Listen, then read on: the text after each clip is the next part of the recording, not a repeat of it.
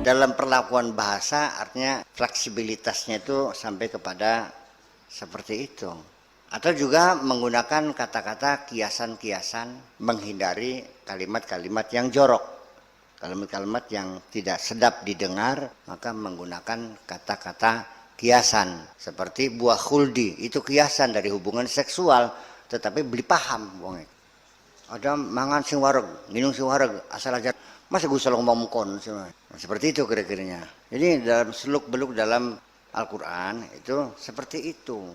Makanya harus kita pahami bahwa Al-Quran itu bahasanya sangat hidup dan tidak pernah membosankan.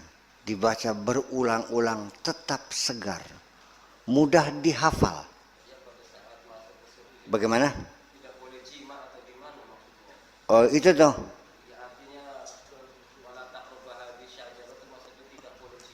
Ya iya. Wa zaujukal jannah, iya.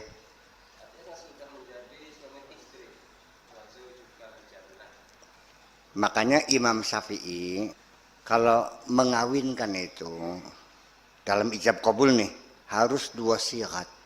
Zawajtuka wa ankahtuka. Kalau zawajtuka saja tidak sah. Tetapi kalau ankahtuka saja sah. Karena an-nikah bimana al-wat'u. Jadi zawajtuka pasangan suami istri secara sosiologis, ankahtuka pacakannya sira secara biologis.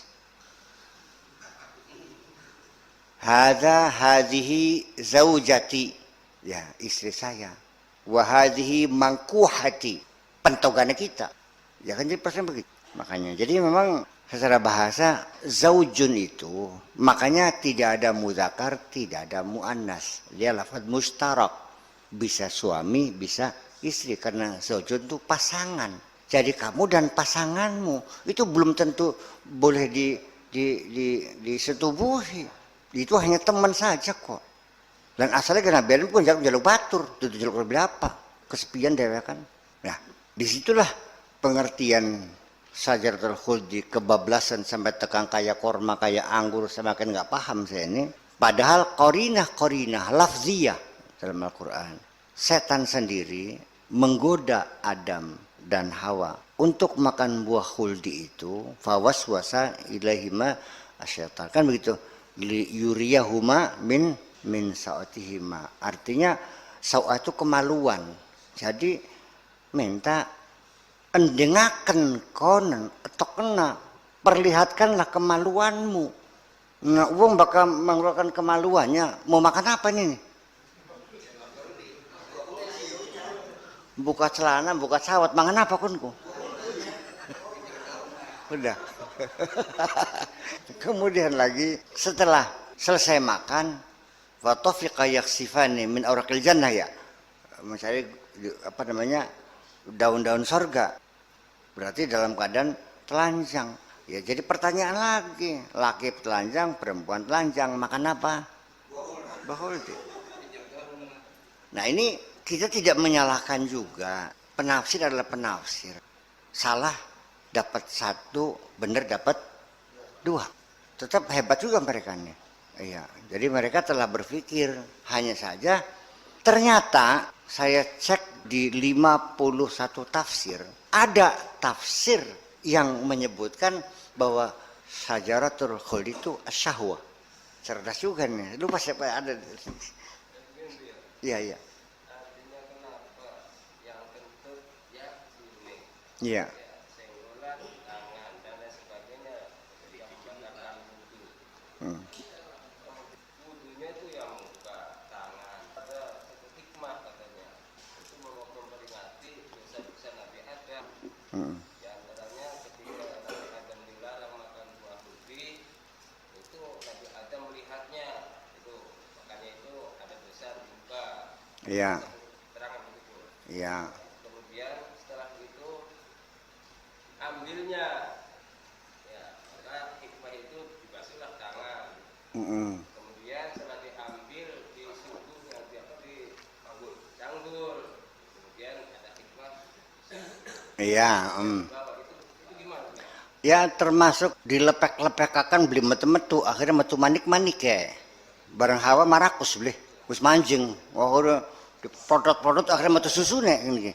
Ya itu mah boleh-boleh saja menafsirkan. Nggak dilarang. boleh-boleh saja, tafsir itu silakan saja ya. Boleh saja, sah-sah saja menafsirkan. Cuman kan persoalannya kan masuk akal atau tidak. Jadi ini kadang-kadang bahasa-bahasa simbol dalam Al-Quran menghindari kata-kata kotor, ya kan gitu. Kata-kata jorok itu kadang-kadang orang tidak dipahaminya. Jadi memperlakukan seperti kata-kata manusia, ya kan gitu. Wala yadribna bi arjulihina liyubdina zinatahunna. Perempuan kalau berjalan tidak boleh menghentak-hentakan kakinya, nantinya kelihatan perhiasannya, kan begitu. Ya kan begitu. Di tafsirnya nih, maksudnya zina di situ kerincingan yang di kaki. Kalau jalan di gentakanku kerincing, nah itu nggak boleh. Saya kan jadi mikir, dari mana datang syahwatnya dengan kerincing.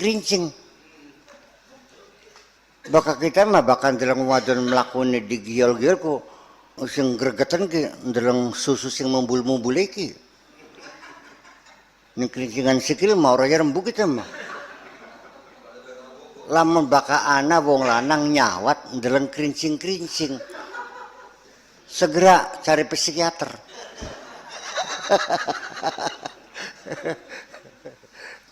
Ya aneh kan gitu. Ya iya. Maksudnya bakal jalan jangan dihentak-hentakan. Nanti bokong bergayut-gayut. Engkau susunya mumbul-mumbul.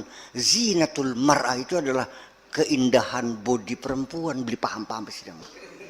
Kuncinya jatuh teman mah. Ya ini dimaklumi karena kajian ilmu linguistik, psikolinguistik pada waktu itu belum dikaji orang.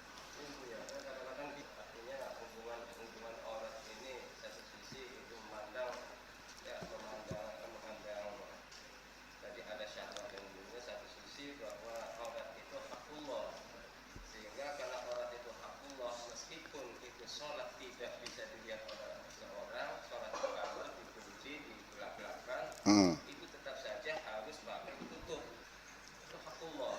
Tapi memandang masalah zina atau memandang masalah itu berarti ada hubungan yang lain dengan hakul adami. Iya zinatun. Awas nih. Kenapa syahwat disebut zina? Al-Qur'annya ada wa zuyyina linnasi hubbus syahwat. Jadi manusia itu dihiasi dengan syahwat. Jadi syahwat itu perhiasan. Paham bikin kayak kita mah. Ayo sekarang ngomong apa mending?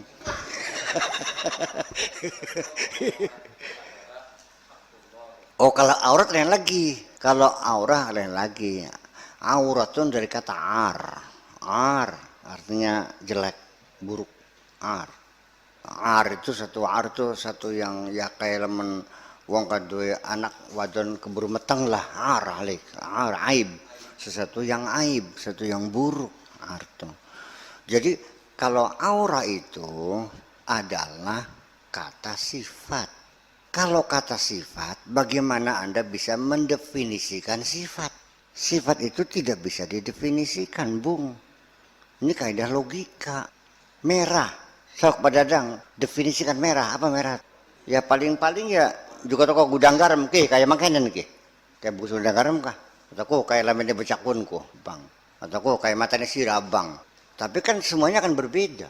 Merahnya rokok, merahnya bibir, merahnya mata, merahnya pipi, merahnya matahari nggak akan sama. Sejuta merah tidak mungkin ada yang sama. Saya bisa membuat 1 miliar warna merah.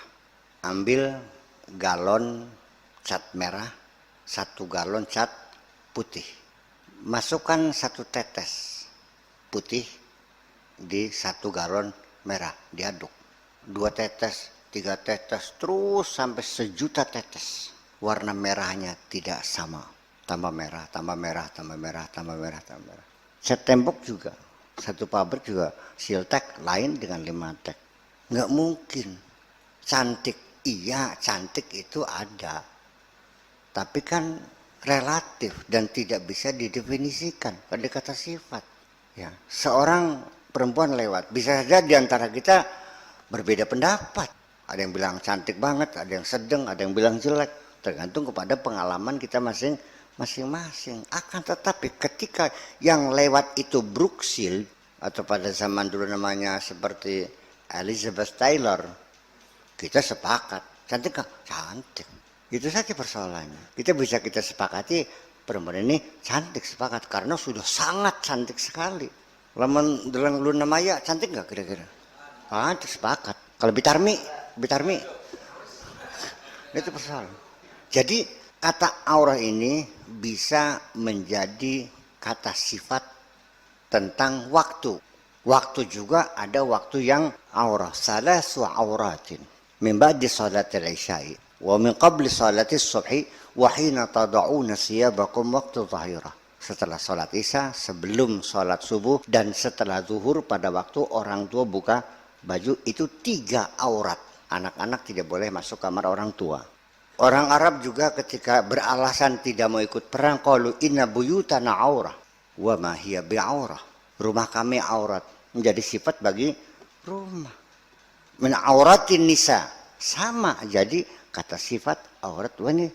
Nah, ketika aurat menjadi kata sifat, maka pengertiannya berbeda. Rumah yang aurat, rumah yang tidak digrendel, rumah yang mudah kemalingan, ya kan gitu. Kalau waktu yang aurah, waktu rawan, yang bisa melihat sesuatu, anak melihat ibunya lagi bergumul, anak warakadala orang kan gitu. Iya kan kadang-kadang sering, kan bobo siang kan kadang-kadang sering kan pulang kantor. Anak-anak ya, jadi wala junah alihin anyatau itu batu malabat ya. Setelah 3 waktu itu boleh silakan anak-anak masuk. Sampai itu tidak boleh, tutup pintunya. Itu tidak aurat. Nah, ketika kita bicara aurat perempuan, juga sama. Perempuan yang cantik auratnya tidak sama dengan perempuan yang jelek. Mana yang lebih besar auratnya? Yang cantik. Kalau cantik sekali sampai rambutnya bagai kemilau, rambutnya pun aurat ketika Anda merasa gemes. Suaranya pun bisa aurat ketika suaranya erotis. Lamun beyekane mbawang sampai ngeole uang pada kelenger, ya harus pakai baju yang longgar dong. Itu persoalannya. Nah, tetapi Kang Bad, kalau aurat di dalam sholat mah itu bukan kata sifat, tetapi itu kulit, sehingga dibatasi jelas.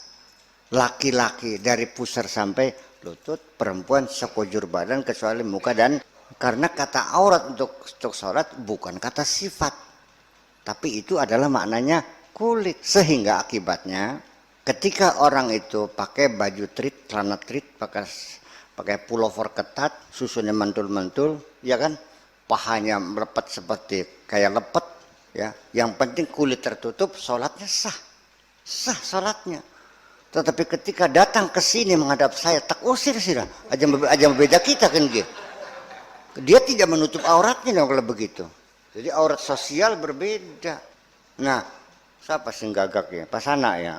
Memang dalam sholat pusat sampai lutut. Dalam bermasyarakat, pasana gagah, dadanya bidang.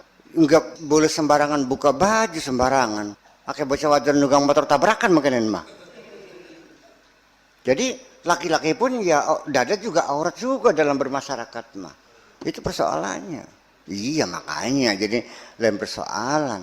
Ya kan seperti itu. Saya sholat pakai celana komprang, pusar sama lutut tertutup, sah nggak? Nah saya boleh nggak keluar pakai celana aja ke jalan? Ya nggak sah dong. Nah makanya jadi kita pertimbangkan. Jadi kepada siapa kita hormat? Kepada manusia, kepada Allah. Rut manik ini barangnya mah. Jadi itu batasan fikih mah silakan saja. Pusar sampai lutut. Tapi lamun pada adang sembahyang belegiran petak tampak. Langkah urusan. Bagian jadi fikih pusar sampai lutut juga. Nah itu kan jadi kajian fikih. Kajian fikih oke, itu masalahnya. Tapi kita dalam berperilaku, fikih itu hanya sebagai inspirasi saja. Kira-kira nyelewati kaca kaken lah. Iya, untuk persis nggak bisa pasana. Iya, ya memang secara fikih sah. Pasana sholat pakai celana aja. nggak pakai baju, memang udah panas, sah sholatnya. Tapi sayangnya bener tak belikin ki. Nah makanya begini, fikih juga kita pakai aturan-aturannya itu. Sebab kalau kita menghadap kiblat secara persis tidak mungkin. Satu, karena bumi bulat, ya kan begitu. Kalau sudah bulat mencari garis lurusnya susah, iya kan? Sekarang udah ada Google, bisa dilihat sekarang mesin-mesin sudah dibaca semuanya lewatnya nih. Nah, situ kita pakai fikih. Yang penting adalah menghadap ke Ka'bah itu sekian derajat.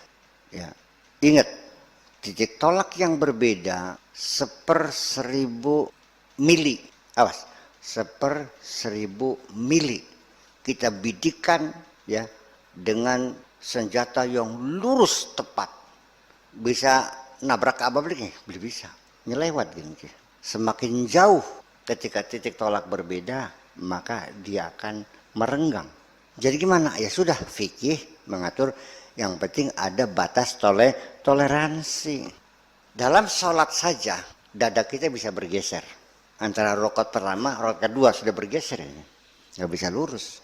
Yaitu sudah kita batas toleransi. Minimal adalah sekian derajat ada di toleransi. Nah makanya ucapan mustaqbilal ka'bati dengan mustaqbilal kiblati, mana yang lebih layak? Ya iya. Sebenarnya mah beli diucapakan mana nggak sah sholat. Saking berlebih-lebihan bisa dikongkon sapa tekang masal kibatu. Termasuk arba rakaat yang berlebih-lebihan gini. Usolli fardhu zuhri itu sudah pasti kalau zuhur 4 rakaat, nggak ada zuhur yang 3 rakaat. Jadi disebutkan arba rakaat itu tujuannya palitain, nggak ada kan lebihan. Ya sudah usolli fardhu zuhri.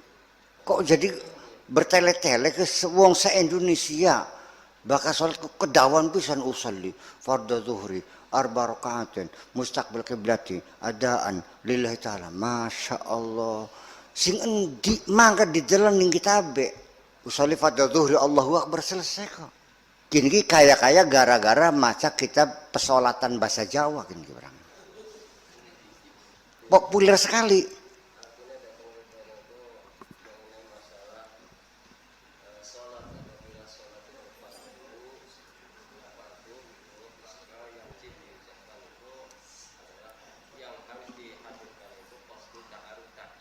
Ya, ya, ya.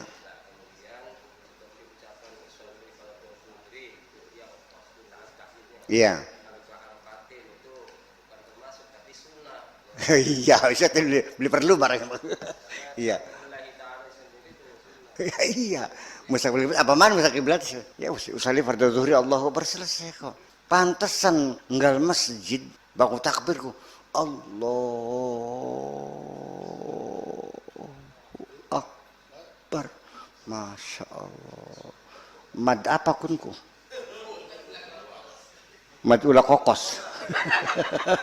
Mengali. Nah itu jadi memang sesungguhnya ya itu. Jadi ini juga ngambat ya kenapa sih tidak diperbaiki gitu supaya kualitas ibadah umat ini semakin baik. Terus maning, yang kedua nih terakhir, niat itu muktarinan bifi'lihi. Kan itu fikihnya. Bebarengan dengan perbuatannya. Prangsane Allah, mulutnya Allah, hatinya usolli fardhu diurukin siapa mengkonanku. Usolli fardhu zuhri sudah merem deluk gerakan hatimu, ya Allah saya salat zuhur 4 rakaat. Titik, Allahu akbar. Enggak usah kita mengucap dalam hati usolli fardhu zuhri lah. Sama muktadin itu begitu. Masa ya cangkeme Allahu akbar atine usolli sejeng temen omongan karo perbuatan. Di sana ada istilah muqaranah, ada muqaranah hakikiyah, ada muqaranah ulfiyah gitu. Jadi muqaranah hakikiyah itu kita dalam ucapan Allah akbar dimulai dari A sampai akhir ro gitu. Itu hakiki. Bahkan hukumnya sendiri itu semua bentuk hukum dalam rakaat itu bisa terbayang. Itu yang hakiki itu. Ulfi itu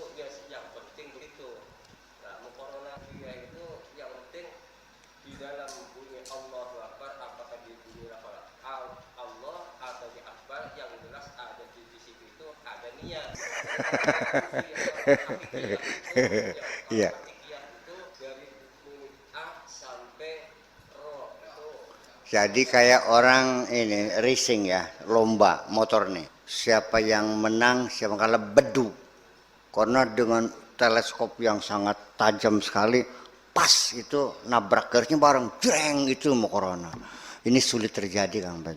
Sing penting Zaid sama Hasan datang bersama-sama. Sing mancing mah maja dingin, Hasannya ning jaba. Jadi mungkin jreng barang-barang luar mancing. Ya sulit terjadi. Jaraknya juga bisa. Pokoknya dalam satu hari datang bersama-sama. Saya datang bersama Ali, bedanya 1 jam. Tetap bersama Ali, kebersamaan itu seperti itu. Makanya Abu Hanifah menilai dari rumah usolli fardal jum'ati, niat.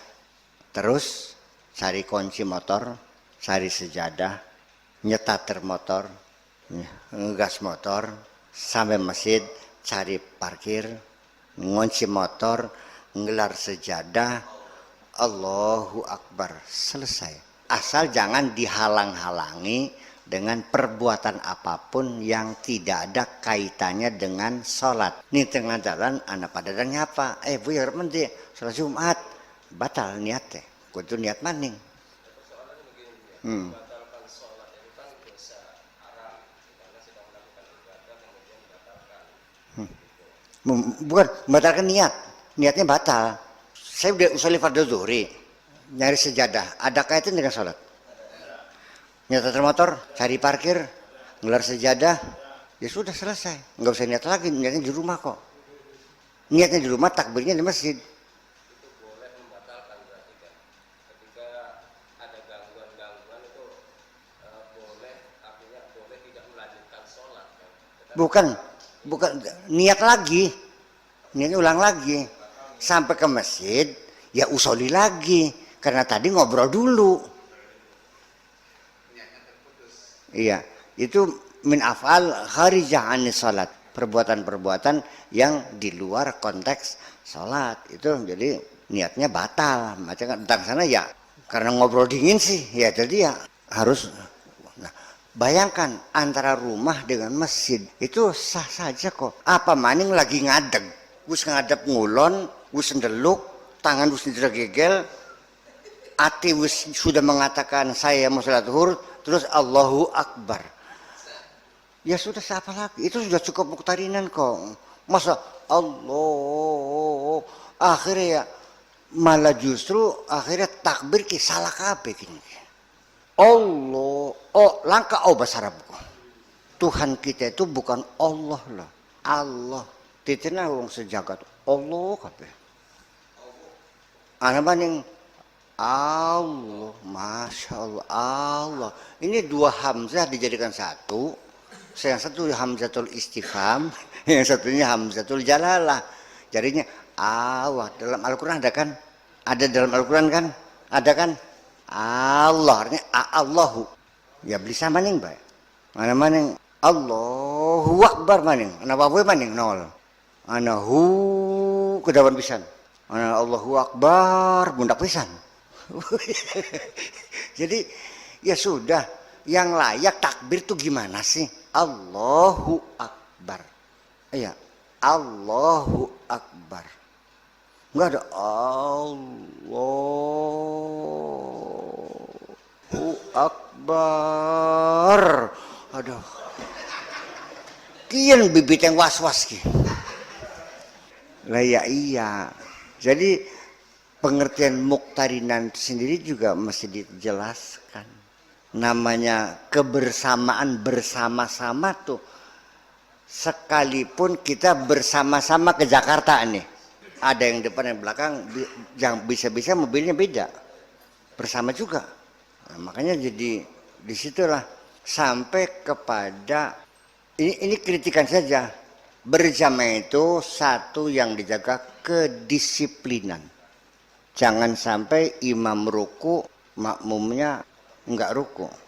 Sehingga kaidahnya kalau seandainya makmum belum sempat baca Fatihah pun lewat, tinggalkan, langsung ruku. Udah sah sholatnya. Nah sekarang Bayangkan simpang siurnya imam baca Fatihah, makmumnya menang. Imam baca surat, makmumnya baca Fatihah. Imam baca surat, makmum blingkerongokaken. Wa idza quri'a al-Qur'an fastami'u lahu. Blingkerongokaken. Imam ruku, makmum nutugaken Fatihah. Tulis Fatihah. Imam i'tidal, makmum baca surat. Jadi di kitab Fathul Mu'in wa qiraatul makmum tuh khalfal imam tuh khalfatu di belakang. Ini malah Bismillahirrahmanirrahim, kita mendengarkan dan mengikutinya dalam hati. Bismillahirrahmanirrahim. Imamnya alhamdulillahirabbil alamin, kita juga ingin alhamdulillahirabbil alamin. Imam waladhdallin, kita amin. Imam baca wadduha, kita baca wadduha juga di belakang dia. Imam ruku, kita ruku, kan begitu aturannya. Karena praduganya makmum harus baca Fatihah dan imam tahu makmum belum baca Fatihah, sehingga imam berhenti menunggu makmum Fatihah dulu. Embu menengnya masak menengnya ku. Wis cukup kira Fatihah. Bismillahirrahmanirrahim bae maca wadduha. Nah, ini perlu dikaji kembali. Yakin ma'arane gak wong menawarkan, perlu dikaji kembali. Karigel beliau apa? Masa kita maksa majing suarga sih namanya? Nyanyain baik. Kita beli majing beli nih. Ya artinya begitulah peningkatan kualitas. Coba kenapa kita tidak pernah mencerdasi persoalannya sehari-hari? Karena kita sudah tenggelam dalam apa namanya? Bukan kebiasaan, unconscious mind, sudah masuk dalam alam sadar. Sehingga kita tidak pernah menyadari kita melakukan kesalahan. Saking lancar kita kayak nyupir kayak mau ke sing gucik ya. Bari kaset, bari ngobrol karo awab, denger kaset, bari ndeleng pemandangan, nyetir ke sebelum mikir mana kita mah. Pokoknya gerak refleksi, Anda mau lewat ya. Jadi ketika kita sudah masuk dalam unconscious mind, itulah nikmat Allah yang luar biasa. Kita bisa mengerjakan banyak pekerjaan dalam saat yang sama. Semuanya kita serahkan kepada gerak refleksi. Itu saja persoalannya. Wah, ada motor. Ya, bareng dalam kaca spion, bareng rokok kena, bareng ngobrol, bareng udut. Semuanya oke-oke aja. Iya. Nah, itulah makanya kita itu harus selalu mengevaluasi apapun yang dilakukan. Sudah benar atau belum, dievaluasi lagi. Evaluasi itu selalu harus terus-menerus.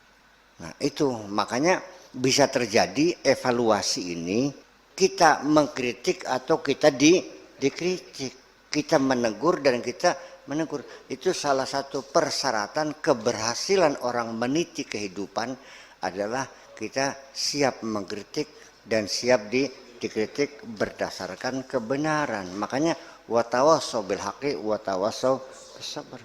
Itu bersalah.